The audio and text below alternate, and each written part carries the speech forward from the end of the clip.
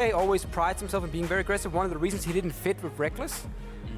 Combine Rocket's good early game with now an aggressive support who can make some calls, that could actually lead into some very, very scary snowballing from Rocket. It'll be super interesting to track, especially because Noxiak's playing against his old team, so we'll see how that one pans out as we get into the game. But we are into Champion Select, so let's see how these bans will pan out. You know, we were talking just before we went live about how we think this one's going to go, but the Rams, Corki, and Nidalee will change some of those dynamics. Well, Nidalee we expect it from Rocket. You don't want to give it the first pick over to Spirit. I think Gragas is going to be super contested for both junglers. I wouldn't even be surprised to see Gragas first pick in this specific matchup. But the thing Rocket needs to aim for is deny what they lost to last time and the way Fnatic wins games at the moment. Late game, protect Rekkles, get him on a scaling carry. So you ban the Lulu, even ban the last component of the kog'maw if you want to. And we talked about this Gragas here. The reason Fnatic are banning Gragas is because they actually said we don't want to first pick it, but we know you will take it in the first rotation. And the last two games Rocket has played Gragas, they've been winning them. Yep. So far 2-0 for Airwaks. He's been good on this champion, so that's why Fnatic banned it. So let's just straight up take it off the board. I'm wondering if we see a Gangplank ban as the last one here, and we'll see how they'll actually choose to pick that one up. I think you leave Gangplank open. And then let it go over to Roccat for first rotation? You tell Fnatic, you can first pick this one and put it in mid lane. We know where it's going. Again, this is what we talked about yesterday. Gamsu hasn't shown a Gangplank at all. He's only been playing tanks over and over and over and over. So by leaving it open, I think Rocket actually has a very good idea here of how Fnatic likes to pick and ban and say, you're not going to first pick it because it goes straight to mid lane. We can now take it if you want to, or we can even still let it go further through because we're not that afraid of Febiven playing the Gangplank. And there's still power picks available, like Alistar is still open if they want that for support. Lucian is fine now, they've already picked up the Kalista on Fnatic, so they don't even need to priority pick the AD carry now. It's a very good first pick from Fnatic though, because the Nautilus if they lock this in. Yeah, I like this as well from Rocket, but what Rocket were trying to do with the Thresh ban is they're trying to basically be like, hey, first pick Gangplank, we get Kalista, Alistar. Okay, you're not going to do that, fine. First pick Kalista then. We at least get the Alistar, so we get the best support available, and we ban out the comfort pick for Klaj, and then also this Nautilus. And this is something we talked about just coming into the game, obviously off air. Nautilus is the pick I think Gamsu wants the most, because it's the strongest early game tank, and Fnatic often needs some early game pressure because they tend to fall behind early on, but every team picks it very early and just steals it away from Gamsu and pushes him to like Maokai or Malphite. And then Fnatic gets this very slow scaling composition where Gamsu has no impact for quite a while, and he has to like make a crazy TP play or great engage to really have an impact in the game. Yeah, I mean, you simply can't win that matchup as other tanks. Nautilus just clicks E, and if you run away, you take almost double damage because it goes almost up to double the damage if you take hits from every single recharge. So you just can't win. Got slightly triggered, but yeah, Alistar also being picked up as well for support, and then going over back to Fnatic, Lee Sin and Lissandra. Okay. So we've seen Lissandra from Febiven quite a few times. Again, we are expecting it to go to the mid lane. I always liked it with Lee Sin. It's an old combo where like level 6, gank mid, get a kill. Yep. We don't see that very often anymore because teams have learned to ward around the mid lanes and like they spot the ganks coming very easily.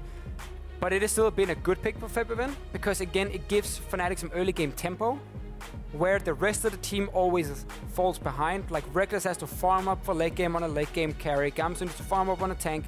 Febiven is the man in the mid lane who's then creating the plays. Hopefully he can do it together with Spirit. Now it's on a Lee Sin pick. Yep. That's what we need to see from Fnatic. Because I actually don't think Spirit has shown much synergy with any of his members outside of Gamsu. But that doesn't have any value when Gamsu is just playing a tank. So it's where Spirit has been in kind of a weird place. Not really fitting in with the support. We haven't seen him and Febiven make crazy plays together either too often. He needs to find his place. I actually think that's a really good point because we were talking about both of these junglers kind of being very solo queue orientated, and maybe Gragas will help them with that. Lee Sin is just straight up a solo queue type jungler, so that may not help his synergy as we get into this game, but we'll have to see. I'm also wanting to see what Fnatic bring into the top lane as well to also facilitate that early game pressure. Yeah. On Roccat though, we do have Rek'sai and kog'maw being picked up, so we already have a massive front line for that kog'maw. Most likely a Malphite pick or the Maokai if you want their home guard TP engage and then like just point and click on taps to lock him down, but you need some follow-up engage that can follow the Lissandra in to kill Tabzz late game. Because if you guys think back to last time these two teams played, it was the Roccat destroying early game, go late game, and then lose every fight to the Lulu Caitlyn. they are now packing late game punch on the side of Roccat. Big late game team fights, you know, tank jungler, tank support, tank top lane, and then the greatest AD carry in the late game right now. Roccat is saying, if we go 60 minutes again, we win this time. kog'maw does the damage of basically an entire team. But yeah, so Graves just logged in alongside Braum, so we've got the support coming out. That's for Gamsu. Yeah, that will be for Gamsu, bringing the Graves into the top lane. So that is actually early game pressure. You can't beat the top lane tank as another tank, so you pick Graves, push him into tower, and you win that way. And this does enable the Spirit Gamsu synergy that we have seen in the start of the split coming in. Interesting pick and ban phase, Fnatic changing it after it became so predictable yesterday. I feel like H2K was just like, yeah, we know where you're sending every single pick and what your last pick is going to be. Throwing a few curveballs. Roccat still has a very solid lineup with the first 4 picks, and Graves into Nautilus, it's good for Graves. He will push the Nautilus into tower over and over and over. And then it's up to Spirit to invade on Lee Sin, but Lee Sin's 1-5 is not the greatest anymore. He actually wants level 6 before he really comes online. So I think Rek'sai is going to be fine in that matchup. Yeah, and there's also the possibility of lane swaps in this one to even maybe avoid that completely. Waiting on that final pick, and it is Anivia for Betsy in the mid lane, so... Jesus. Yeah. We're going full team fight here. Yeah. And like zoning, protecting Tabzz, make sure Tabzz can just stand still. He never has to move. Like, 3-man front line combined with a wall. It's such a cool composition. To protect Tabzz. Only problem for Roccat is if anything gets to Tabzz, only the Alistar can kind of headbutt you away. Everyone else is going to struggle to kind of disengage it. Yeah. But it's a lot of CC. Like, every member here outside of Tabzz is running either knock-up or stun. So Roccat is basically saying, we go late game, we protect our AD carry, he stands still, we kill you. It's on Fnatic now to play aggressive in the mid game, something the team hasn't done very well before, or at least the last few weeks, where it's been protect Rekkles, go 40 minutes, win game. Right, and I'm even looking at the composition from Fnatic now and seeing what are the options, right? Because you have Lissandra, we've spoken a lot about the pick and being great at jumping into the backline and stalling out the AD carry, and I think that may even be the linchpin of these teamfights we get into. Because Graves, he's going to be not right in the front lines. He's not going to be on the enemy AD carry. He's going to be fighting the bruises at the front. So I feel like Febiven's going to have to do a lot in this matchup to shut down the kog'maw. I mean, Fnatic is about playing on 3 lanes at once and then create a lot of picks, you know, catch Roccat when they're off guard and you're pushed in every single lane and just take down these towers. That's how you want to win the game. Well, we're about to get into game, ladies and gentlemen. Fnatic versus Roccat here. We'll see who comes out on top as we get onto the Rift.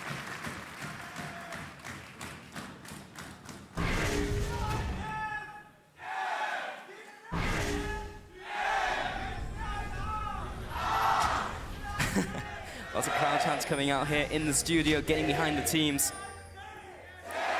But Fnatic, what are they going to do in early game? We hinted at potentially a lane swap. That's not really a matchup that Nautilus wants to be in. Bot lane, however, Kalista, Braum into kog'maw Alistar.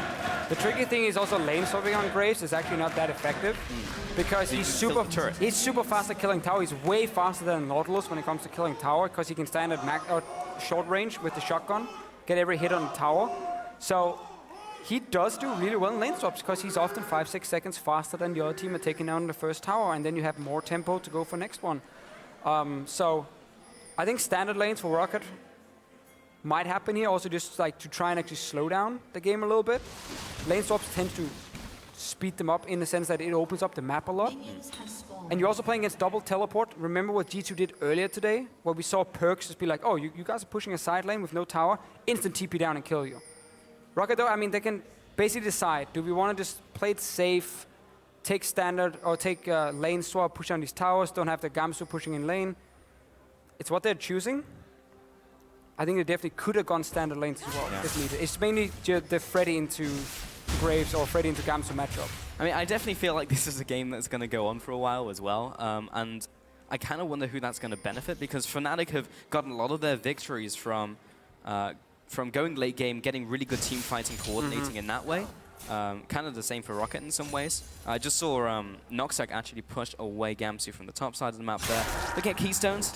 I think everything's kind of very standard. Kind of standard here.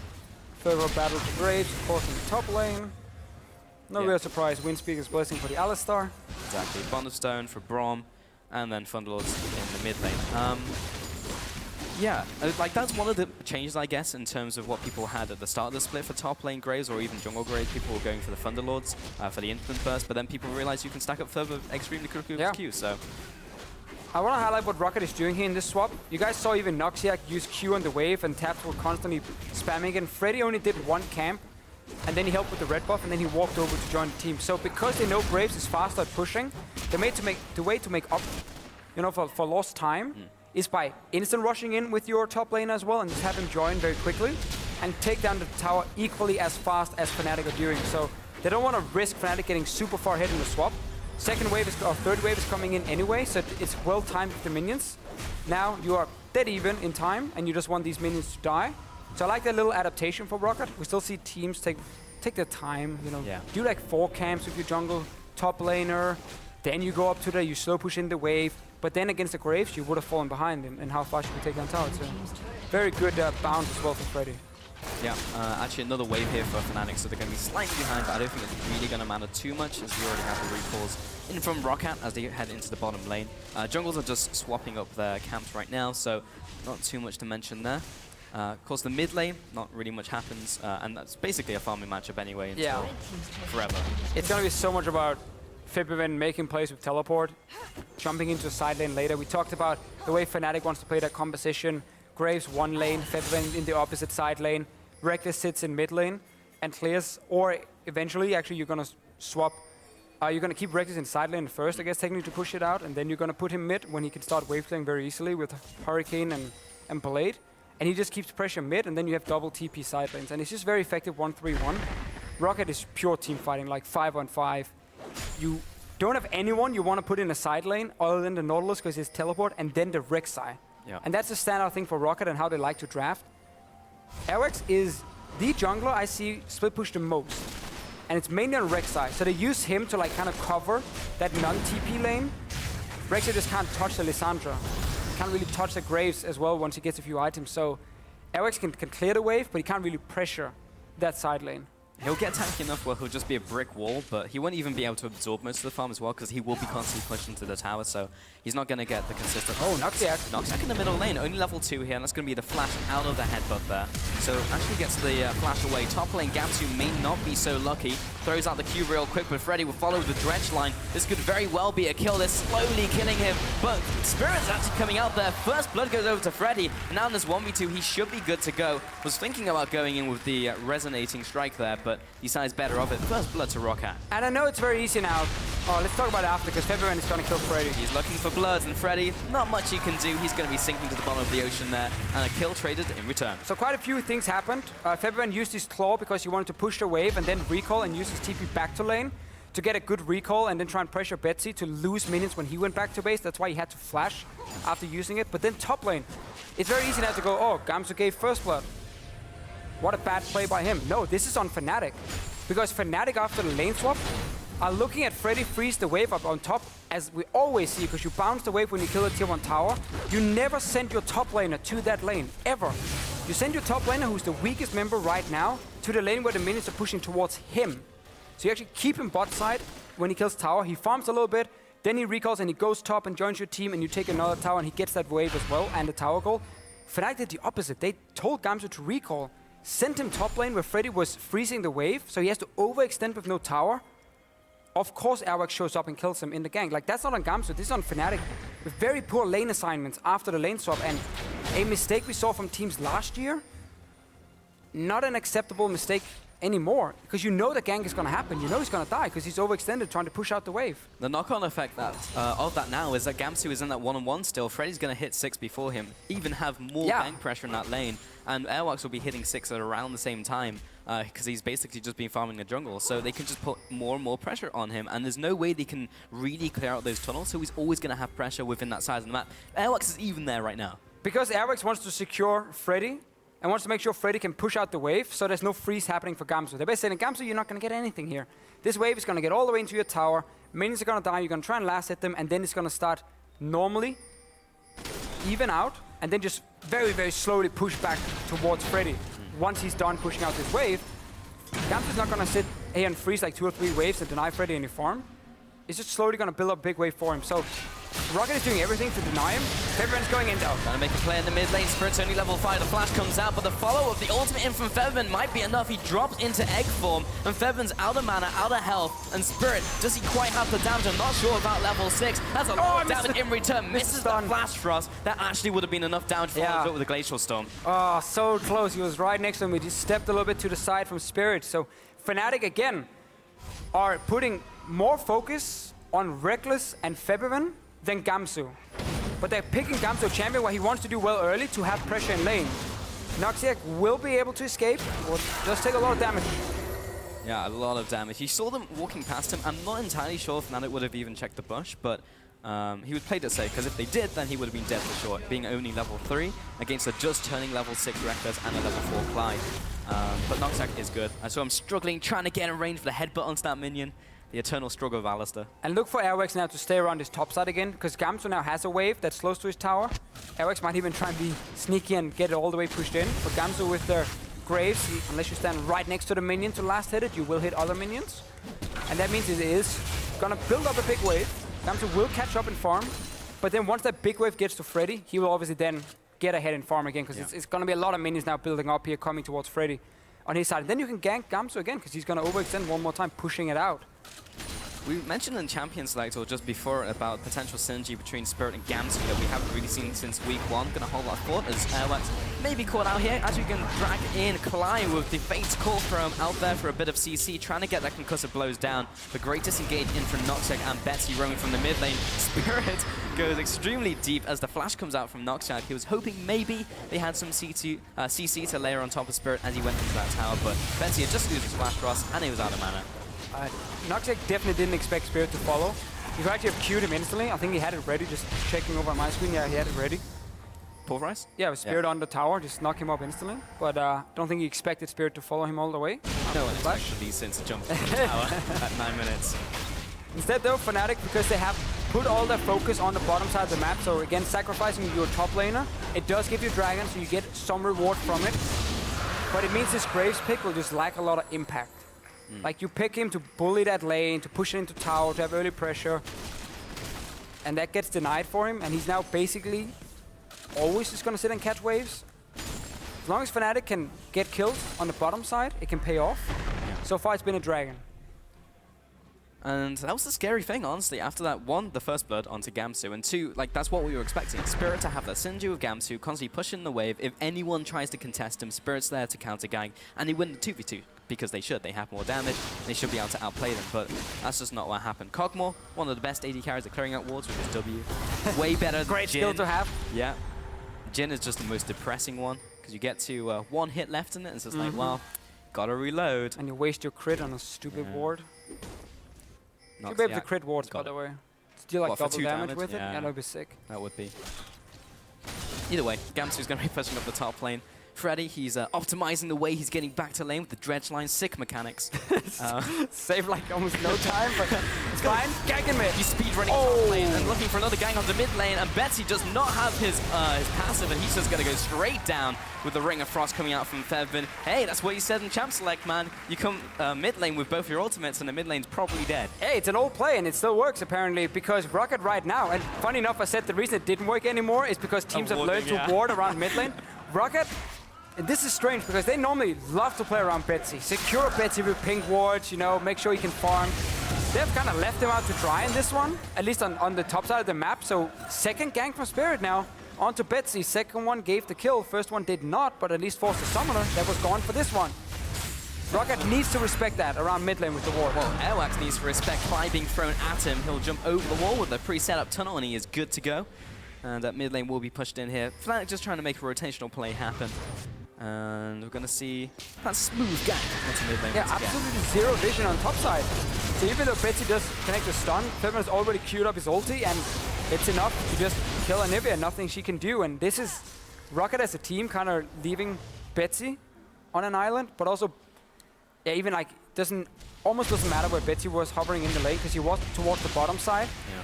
The range of the claw into ulti is just so long for Febiven. I think he could even have flash if needed. I mean, yeah, the problem is when you're in that situation against the Lissandra Lee, you get hit by 1 CC and you are dead. You are literally locked out from controlling your character until you land again, which is when you were dead. Yeah, just an extremely strong composition. Once again, though, Fnatic focus around mid lane. It's definitely a change in the game plan for the team, and it's a change I think a lot of fans have looked for, because Febiven is one of these players we know can be the standout carry. I mean, Febiven is still regarded as the best mid lane in Europe. He gets the Lissandra pick where you can actually be a bully after level 6 especially. So I like to see Fnatic adapt a little bit, change it up and say it didn't work what we did the last few weeks. It's very up and down.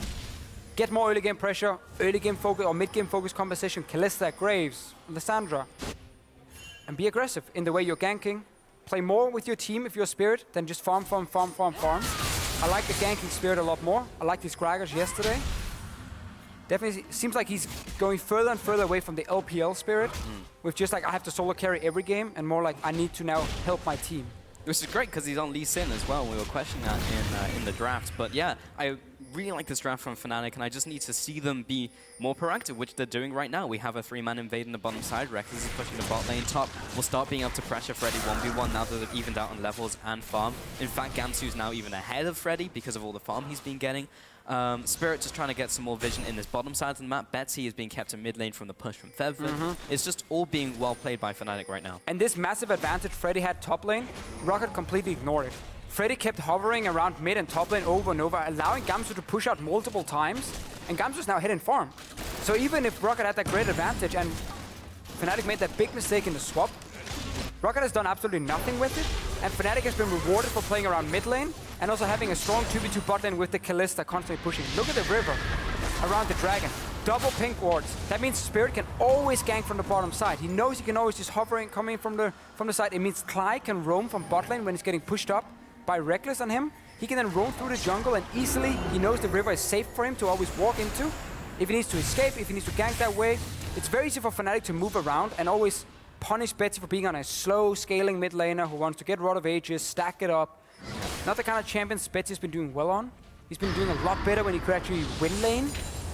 And so changes from both teams. Roccat basically saying we want to go full late game because we lost last time to a late game come from Fnatic, and so far haven't shown that they understand how to play defensive. Because Roccat has always been playing aggressive in the early game, in every other game. The problem with these type of compositions, though, is they can always find a place in the game to stall. Like, if Fnatic stop being able to push one tower and it stalls for 5 minutes, that's another 5 minutes until Roccat hit their power spike. I often do feel, though, if that is the situation, it's actually on the offensive team to make the correct play. Because often, if another team is able, in this meta, to just sit and wave clear for days, you're doing something wrong. Because we never see wave clear in 3 lanes.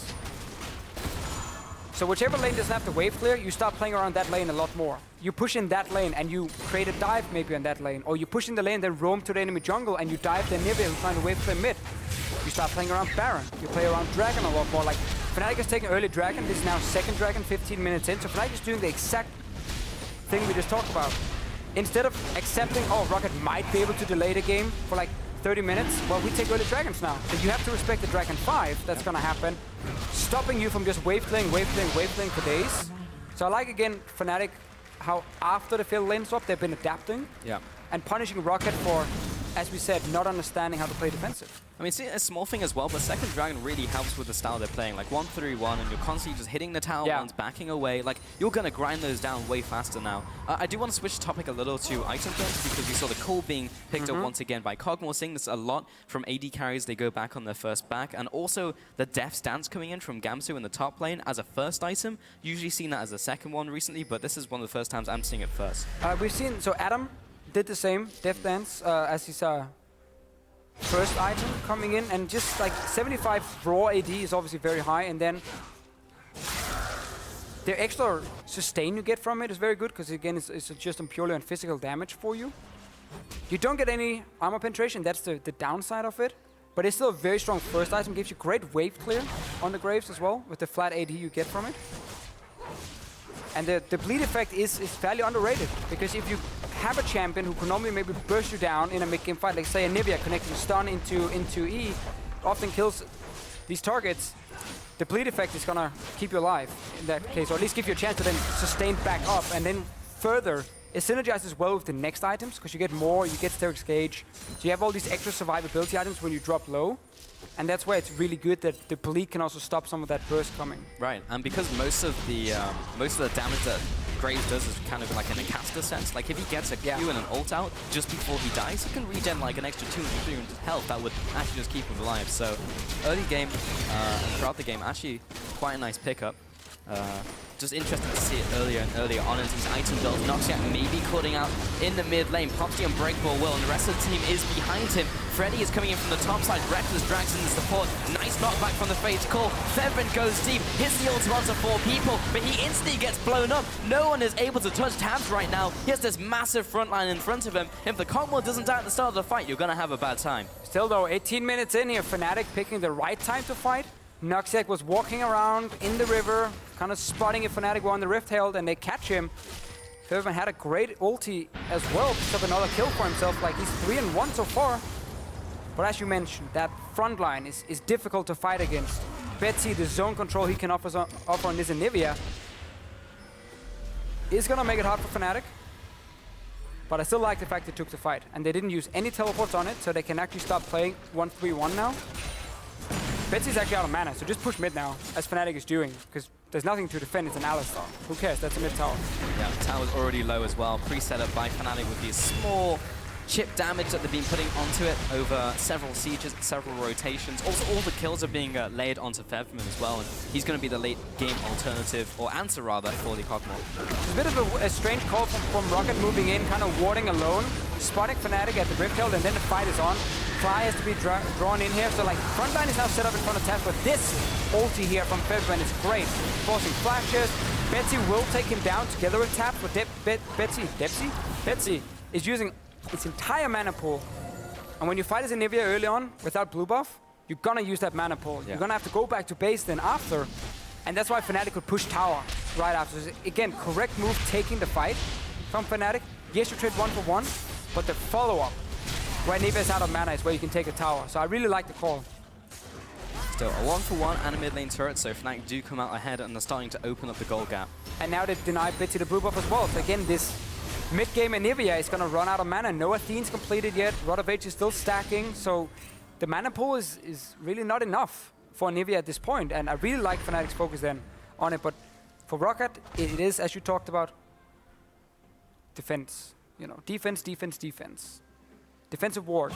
Set up wave clear for Betsy. Get 2 items on Tabzz. Then you're looking to fight. Yeah. And even then, you're playing defensive because you're still defending Tabzz. Sure, you're kiting and kiting. So, yeah. I mean, once you get past like 3-4 attack speed as kog'maw, you want to just stand still. There's no human way that you can actually get the most out of stutter stepping and also attacking if you have 5 attack speed. But it is kind of possible if you have like 3.5, if you have sick APM, but even for Tabzz, I know it's difficult when I was talking to him the other week in the interview. So we'll see what Fnatic does from here. I mean, constantly just putting down pressure, as you mentioned, putting down the wards in the opposing jungle, taking away the blue buffs, constantly pushing Roccat back onto their sides of the map. This is the point where you start using a double TP, and you have Rek'sai push up bot and then let him go mid lane. You might even be able to go back and get Hurricane. That's why he's farming bot right now. Yeah, he's on 1500 gold, so he's just pushing it out. Get your Hurricane. Now your comp really starts coming online. Put Febiven in a side lane with the TP, and you just play this 1-3-1 game where no matter who's defending against Febiven, he's out of position and he can't join if Fnatic is forcing a play on the other side of the map. And I think that's very, very good play. Dragon is spawning, so that's obviously going to be the main objective, and then you set up your swift push right after, because this is going to be 3rd dragon in 21 minutes. Fnatic is looking good when it comes to getting 5 dragons, which is the greatest thing against scaling compositions. Talking about stall tactics as well, ZZ Rod just picked up by Freddy, so just places that in the top lane, and while Gamsu was able to easily push in the top lane, then now it's going to take a little bit longer with those Voidlings constantly pushing back. I don't think ZZ Rod is that great against 80 carry top laners.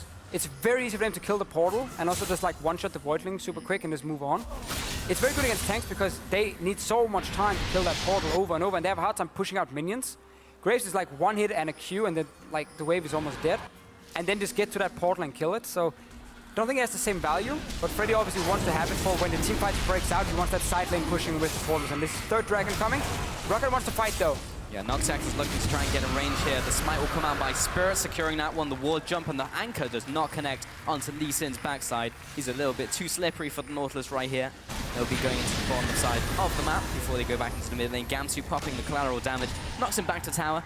Gets him out of range, the threat range of Roccat, but this will put him back inside it with the wall. The minion wave is disintegrating, Claw comes through, and defensive flash frost, which is basically what you have to do really in that situation as Betsy, just in case Lissandra decides to pull the trigger.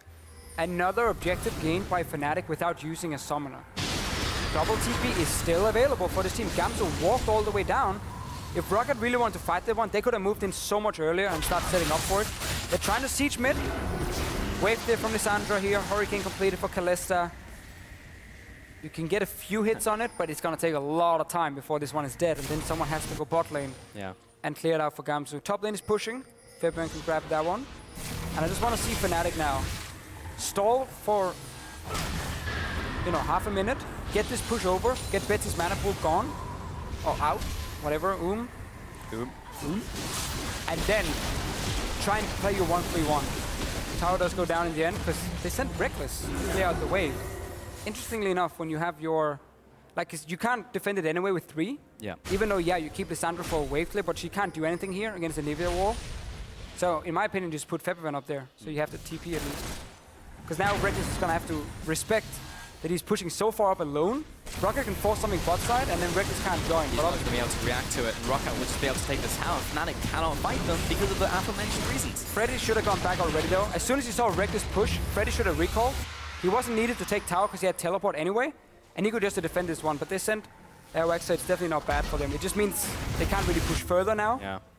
Had it been Fredy top, then they could have pushed in for another tower down bottom lane and used Freddy's TP to have a 5v4, potentially. Again, we're setting up a lot of options where things can happen because you're putting yourself in a situation that you potentially enable that play. All I wanted to do was recall, man. We'll be getting out of there, but yeah, Roccat is still identifying these opportunities though. Like Fnatic, they send Rekkles into the top lane, and then Roccat is like, well, you just have TP, so let's go bot lane and actually make a rotation, take the tower, boom, and then we've got it.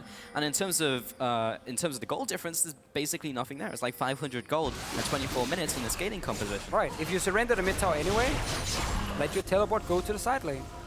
Because then suddenly you can, again, it's about giving you the option of saying, oh, do we actually want to fight bot lane now? Fine. Go down with our AD carry, go down with the rest of the team, and then use TP from Lissandra, and we fight if they keep pushing, the option of it. But Betsy's getting destroyed. It could be pretty good here. Here comes the egg, and there's actually no spears coming out because the round was already used, but Spirit already has enough damage, especially when Febiven the rise, and that's a kill onto Betsy. This will be the mid lane turret being punched in. Tabzz is sat in the top lane. He'll have to go for a swift recall. Fnatic might be able to take this inner. Another situation, though, where Fnatic are moving into the jungle, into the blue side jungle of Roccat, and then Betsy has a very hard time positioning in lane because he doesn't know where they're coming from, and suddenly 2 or 3, 4 guys show up and they kill him again. Now the wave clear is gone, another tower, so Fnatic been getting a lot of objectives by making very simple but smart decisions. Simple, smart, crisp, and well executed. I think that's the main thing coming out here because it's very reminiscent of like H2K when they're on form, when they roam from lane to lane, warding up the enemy jungle in between lanes, taking a tower, chipping away at it, getting a pick, going to mid lane, chipping away at that tower, going back, picking up both towers in quick succession, and lining up the dominoes, right? And this is what we're seeing from Fnatic that we just haven't really seen as crisp in the last couple of weeks. And if you look at Rocket's blue side jungle, around where Tabzz is and where the blue buff was before, there's one ward placed. Even though you lost your bot lane tower like such a long time ago, and that blue buff has been a very hot objective, there's one ward in there. So it was very easy for Fnatic to take that route to actually go and jump onto Betsy, and then also a few guys coming up from mid lane. It hurts Roccat so much whenever the main wave clear gets killed, and it's happened a few times. Well, they are starting to clear out vision now. 26 minutes into the game, Baron is something that can be rushed by either team, so definitely want to get some vision around there, some information, just in case the opponents decide to do it. We've seen even Roccat, even Giants earlier today rush that one down, so something to keep a track of. As you were talking about earlier, here's the 1-3-1 being commenced. The teleports in the side lanes. Febiven is actually now recalling, but this is the play, this is the setup that Fnatic are looking for with these picks. We just have to see how effective it is now. Think back to the last pick. Tabzz was top lane trying to push out the wave, so he obviously couldn't help, meaning it's very safe for Fnatic to kill Betsy. Or just go for the play one more time. And they're looking to do exactly the same. Gamsu can bullet his lane. Febiven is just sitting top of the big wave, pushing in. Someone has to go deal with it, or he gets a free tower. And that opens up, you know, for the TP plays around mid lane if you want to. Even go down 2v1 on the bottom side. It gives so many plays. Just gotta kill that portal that Freddy's placing on top side. Spawning all the small voidlings. I also like the way that Fnatic's playing this, because you'll see Febiven like disappear from the map for a couple seconds to the tri-push, even though there's a minion wave there, because it's just like, because Roccat is being strangled with vision, they don't know where he is. He could be mid lane, he could be coming in for a flank, he's Lissandra, there could be a claw coming out, and then bam, they just lose a member out of nowhere. So just the mind games coming out from Fnatic, abusing the vision control they have, is really nice to see. Still want to keep playing aggressive. Definitely do not want to go too late game against what Roccat has been building. Not that the game becomes impossible to win, it just becomes close to impossible. Once you get QSS on Tabzz, Lissandra's value really drops down, and she's like the main engage for Fnatic outside of Spirit trying to insect someone.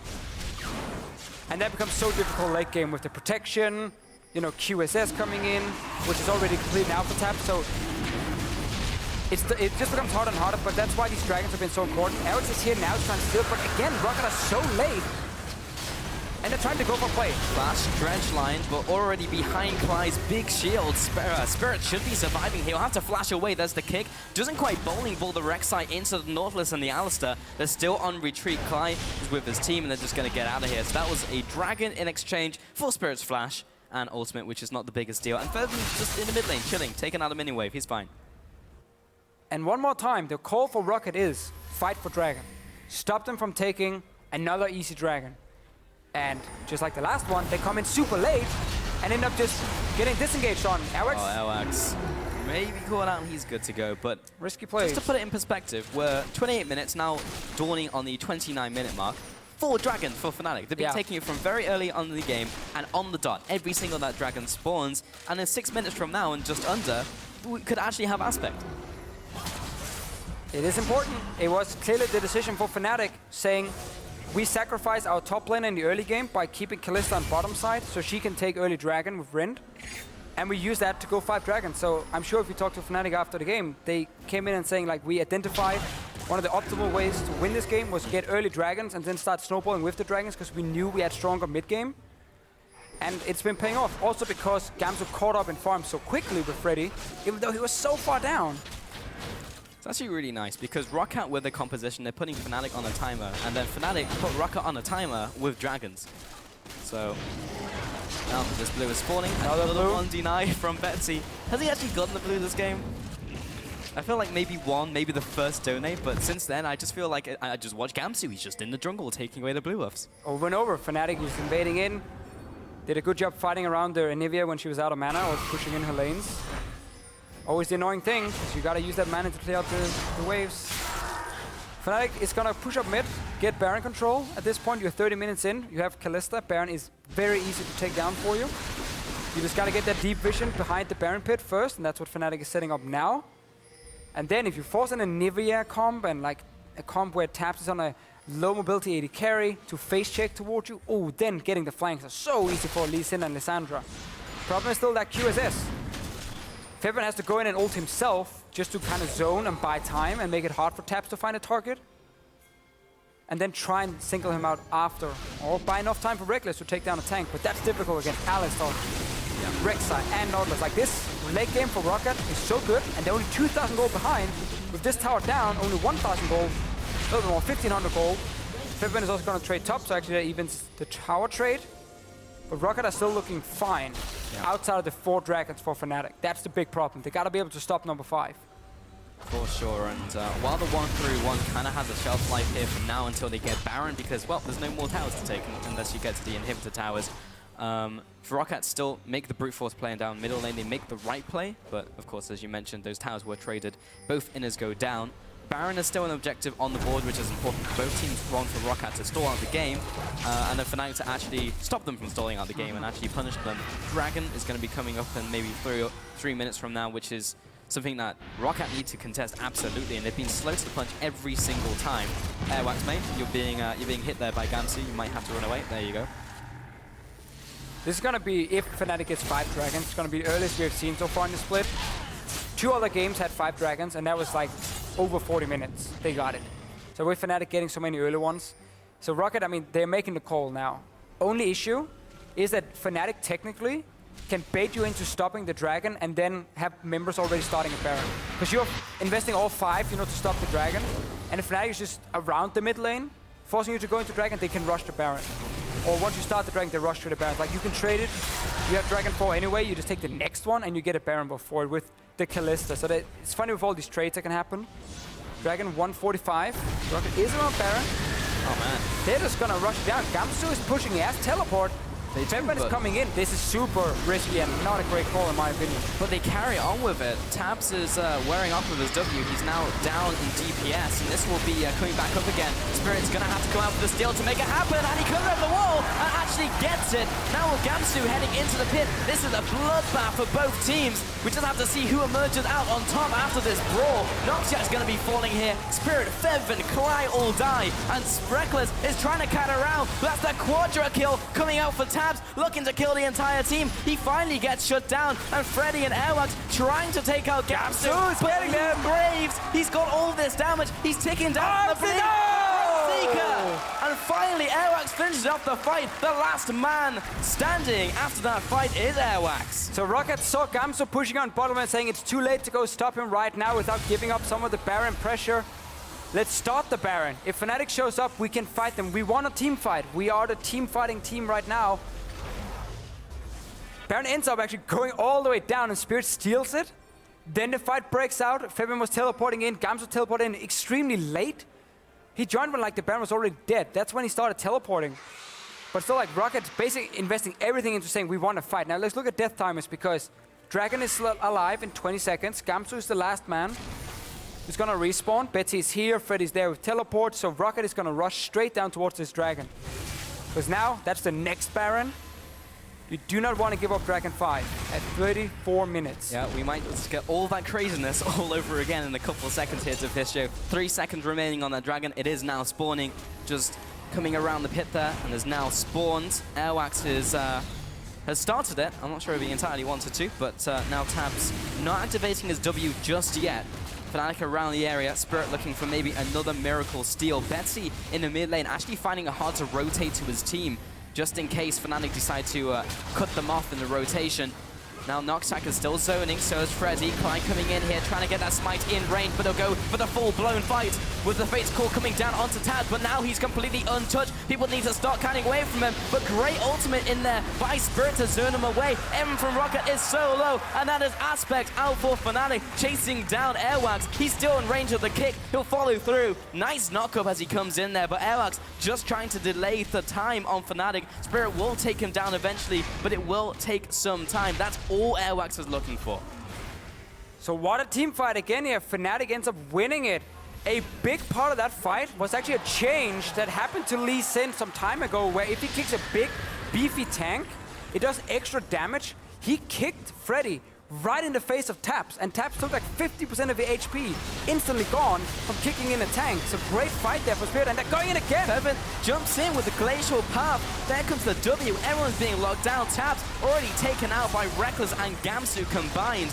What an exceptional engage there from Fnatic. Now taking down the inhibitor. That's 4 people down. Noxiak is the only one alive. And just like that, at 35 minutes into the game with all of this lead up, Fnatic may just close out the game. They have Aspect. These towers are like paper. And Fnatic completely destroy Roccat in that one after 2 big team fights. Be closing in on this Nexus and be taking the win over Roccat. Hey, we talked about the 5 dragons being built up by Fnatic.